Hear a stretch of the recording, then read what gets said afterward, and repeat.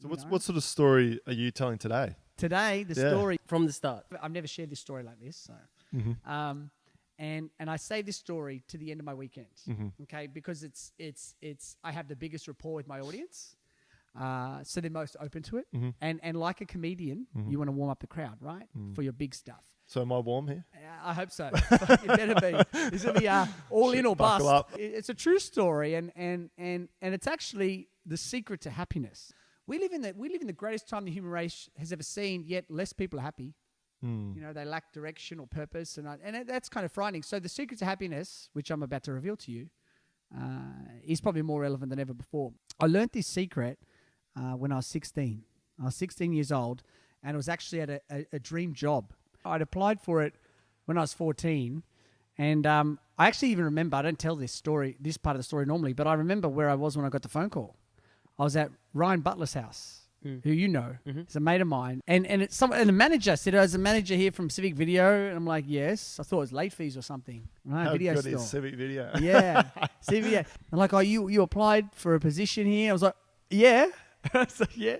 Well, we'd like to interview you. It was like, oh my God, 2 years. Like, who keeps them for 2 years? Yeah, so I got a job working at Civic Video. And this was, for me as a filmmaker, and at the time, just a film lover. Yeah. To get paid to work around movies was the ultimate for me. Like, Yeah, everyone loves definitely. movies. Yeah, You know, almost everyone, I should say. My wife doesn't, but that's another story. I loved everything about this job, okay? I loved... Don't you have to pay for video rental? Yeah, that's all free. Yep. If that's all I got out of it, it would have been a good deal for me, you know?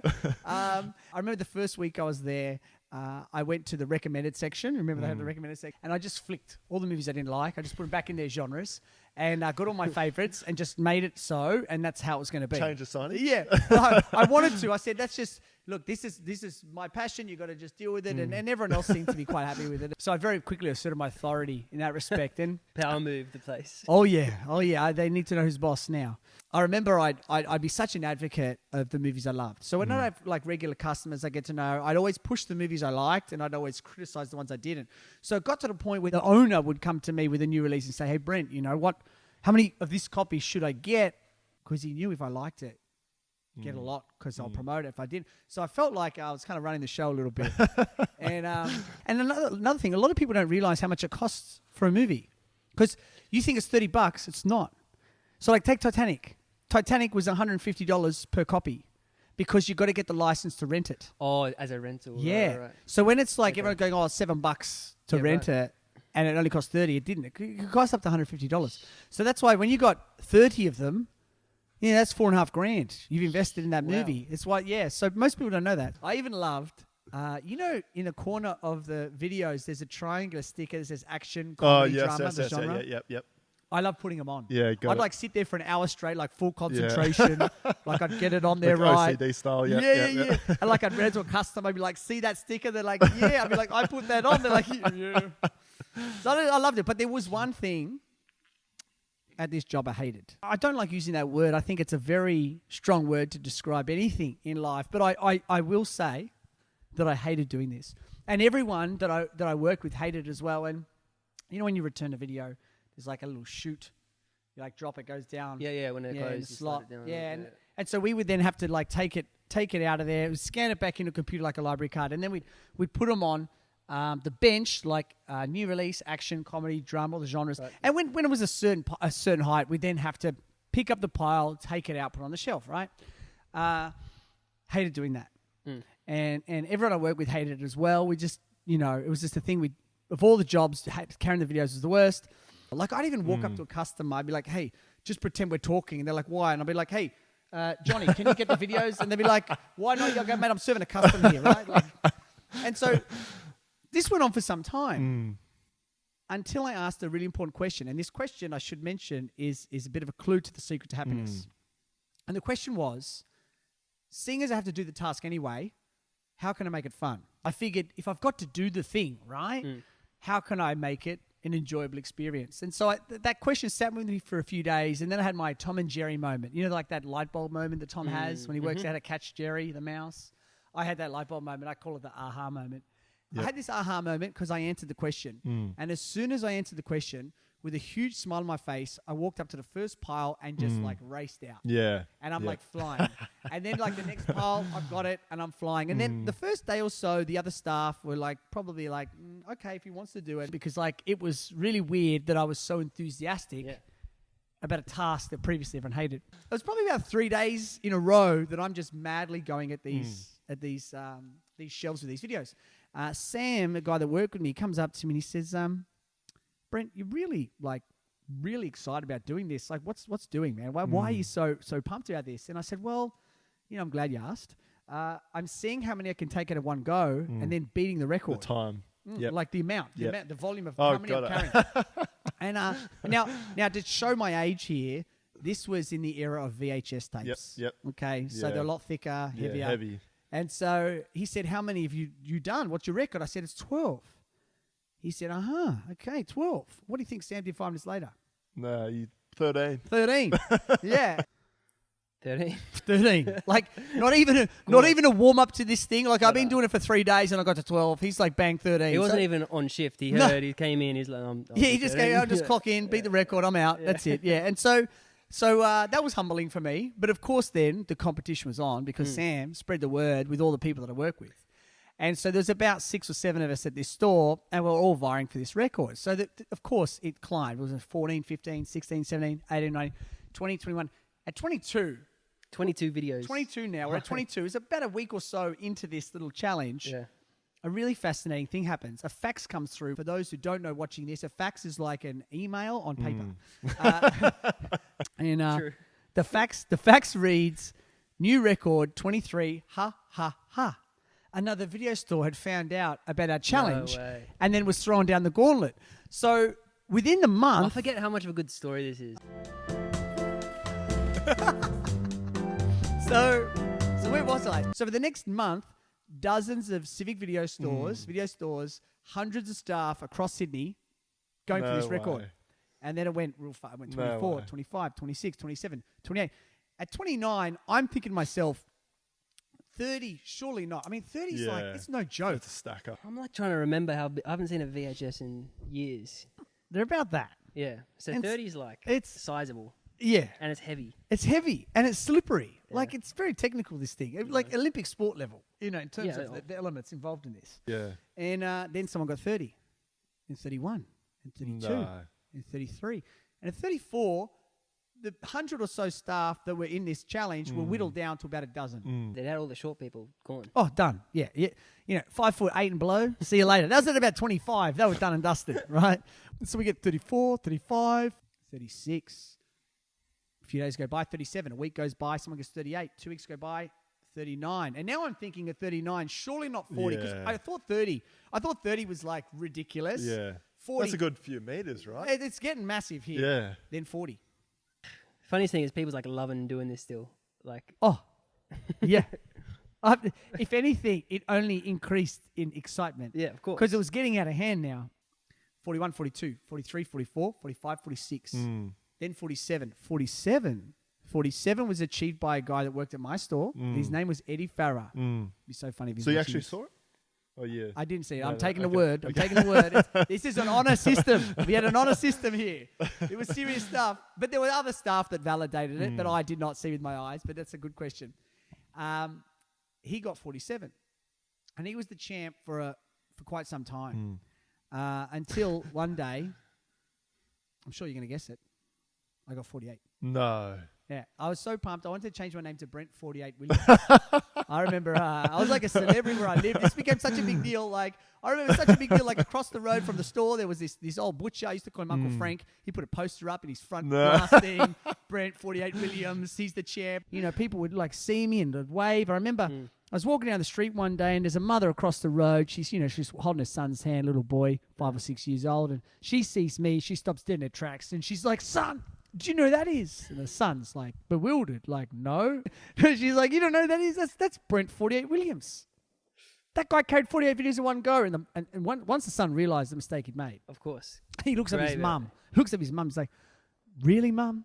When I grow up, I'll be just like him." Of course. Right? I was living the high life. His champagne limousines, the works. And I was the champ. Days went by, weeks went by, months went by. It was Brent 48 all the way. Until one day, and I remember this so clearly because it was a Thursday, and Thursday was dollar weeklies, right? Dollar weeklies. Dollar rentals. Yeah, on dollar Thursdays. rentals. I don't remember this. Yeah, yeah. Wow. And you'd go and you get, I think there was a limit of like seven Oh, rentals, right, 7 or okay. 10, because otherwise people just go mad for it. You never Of see them back. course, And Yeah. I went into the store, and if you know when you go into a room and you get a sense that something's wrong, or it's like a sixth sense. You know, women are much better than the men, but you get Yeah, this yeah. feeling, this vibe. So I had this feeling, and I walked up to Sam, and I said, "Sam, what's wrong? You know, what's going on?" And he looked at me, and I could see in his face something bad's happened. And I'm like, "Man, what? Come on, what's going on?" And he's like, "Oh, look, Brent, I don't know. I don't know how to say this." I'm like, "Mate, just say it. Like, it's okay. Just let's rip the Band-Aid off. Let's get it over with. What's the problem?" He's, "Oh, man, look, it's actually to do with Eddie." And I'm like, "What? Eddie's dead?" He's like, "No, he's not dead. He's really hurt. You got 49. And I'm thinking to myself, that mother... You know, it's just like the tears welled up in my eyes instantaneously. I was heartbroken. I feel like the emotions are coming back to me just Yeah, sharing I this can- again. I You can know, it's feel just like that. reconnecting Yeah. with that. It's I like, was expecting something else then. I wasn't expecting. I like was the hairs are what going happened? up. I know. And so let me just take very me back a traumatic. moment. Just need a moment here. And so I ended up like just getting through my job, like just getting through the shift. I was a little bit on autopilot, and I went home and I went in my room and I locked the door. And you know, parents are like, "Do you want to eat?" I said, "I can't eat. I don't know what I'm going to do right now. Just leave me be." And I'm laying there. I'm looking up at the roof, and there's a whole lot of things going through my mind. And I'm just thinking to myself, like, I'm feeling depressed. I don't even like using that word. You know, I was shattered. And I thought to myself, the only way that I knew of getting out of this funk was to get 50. Yeah. Was he taller than you, or what's his? About the same height. Okay. About the same height. Yep. And so just to give you some context about what 50 is, because you'd asked earlier. See that? Yeah. That's 49. That's 50. 49, 50. 49, 50. So with 49, you hold the top. Yeah. With 50, it's just You got touching none. the tip. It's just balancing. That's Yeah. it. Now, with this many videos and the weight, as you pointed out, you can't just walk normally. No. There'd be like this little shuffle I would have to do across the carpet. Every single day I went in, I'd have one attempt. It takes a long time to pile up 50 videos. And every single day they'd come crashing down. They'd smash on the floor. They'd break on my head. Days went by, weeks went by, months went by, and I was no closer to the goal. I couldn't even get the first video on the shelf. And you know what's interesting about a goal, I think, so often in life, people quit when they're almost there.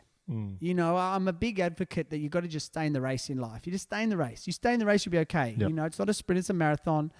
And but the funny thing about this goal was I started to see 50 everywhere. Have you noticed whenever you focus on something, it just shows up? You know, there's actually a part of our brain called the reticular activating system. It's like a color of a car or something. I haven't seen And then you see the color everywhere. Yeah. It's because that part of our brain now switches on got to it. what you didn't switch on to before. So that's how goal setting works, is when we focus on something enough, we start to see it everywhere. Like you buy a new pair of shoes and then you see 5 other people wearing it. So why you should talk about it more, why you should bring it up more. Is Totally. that right? 100%. You know, there's a famous book called Think and Grow Rich. It really should be called Think and Grow Anything. Yeah. Because it's whatever we think about most, we become. Yep.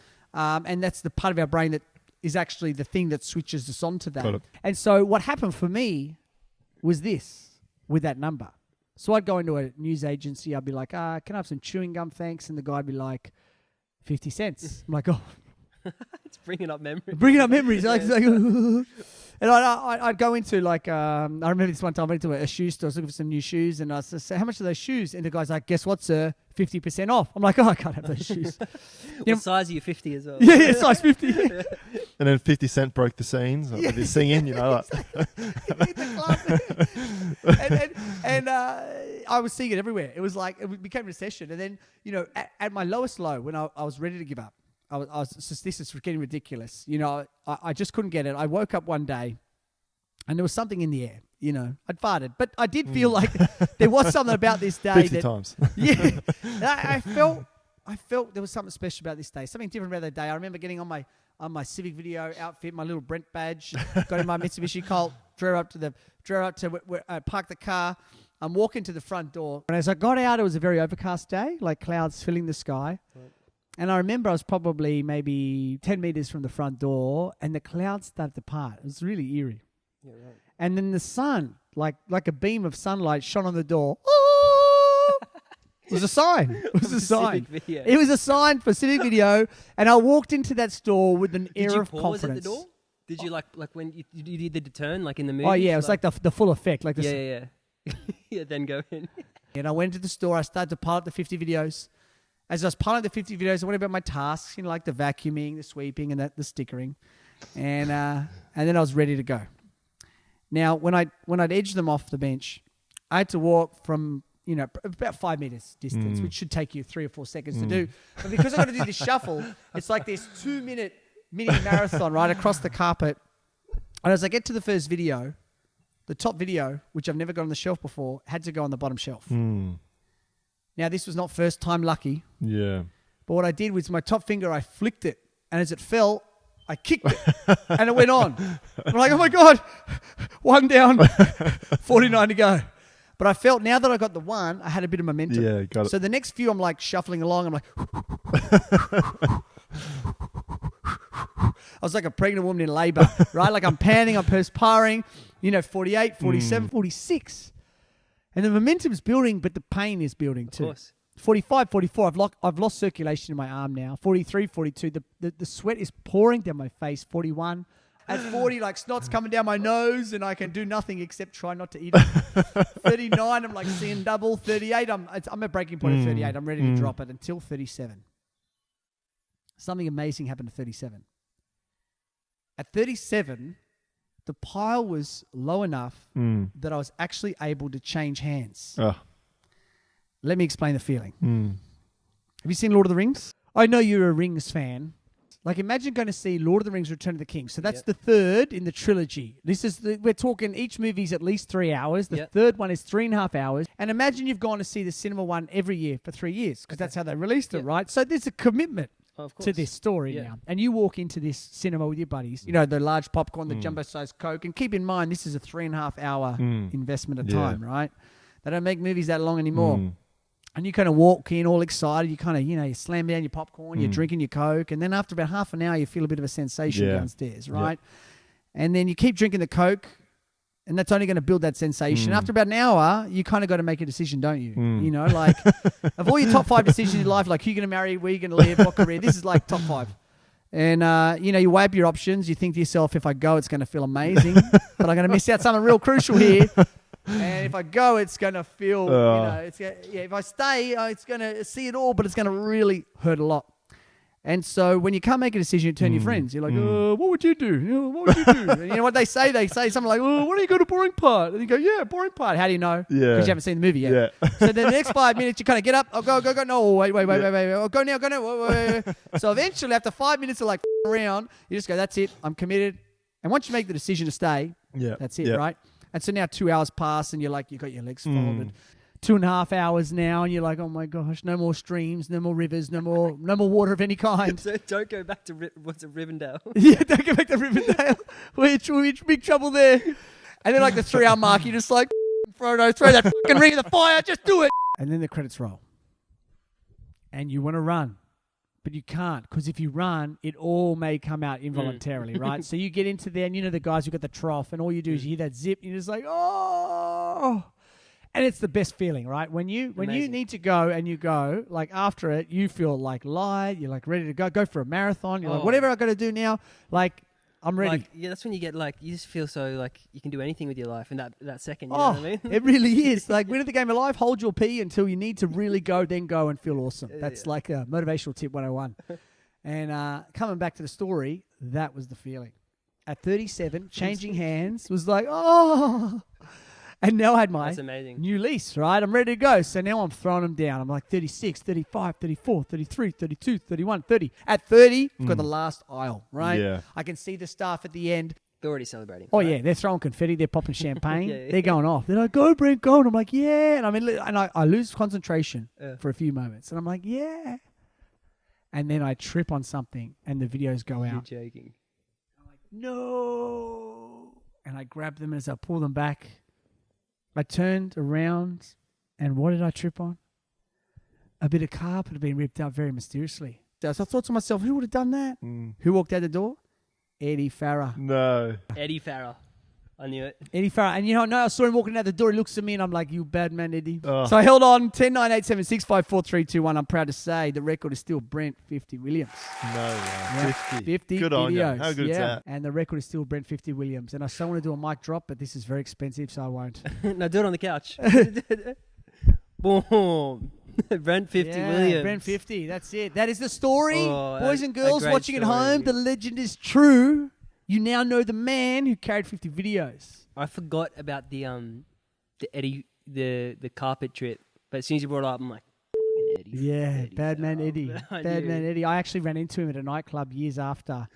Was he tripping up? Was he pulling up carpet in there? Yeah, What he was sabotaging someone or something. Yeah. He was spiking something. He was doing something. I don't know. He looked dodgy. But it was funny because he didn't know that I'd got into a profession where I'd shared this story to thousands of people. And I told him.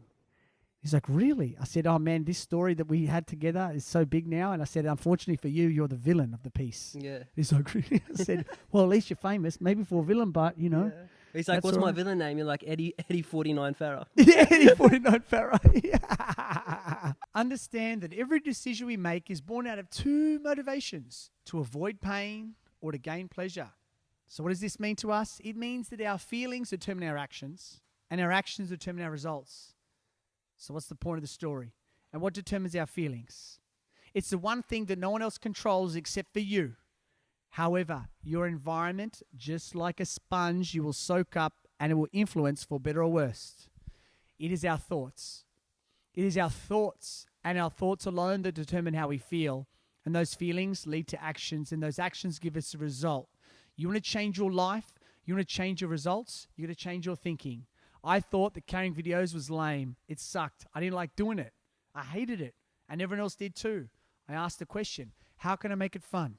I'm a big believer that the quality of the questions we ask ourselves always determine the quality of the responses.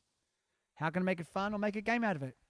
I changed the way I thought about the task, which dictated how I felt about it, which led to new actions, which gave me a new result. You want to change your life? You want to change your results? Change your thoughts.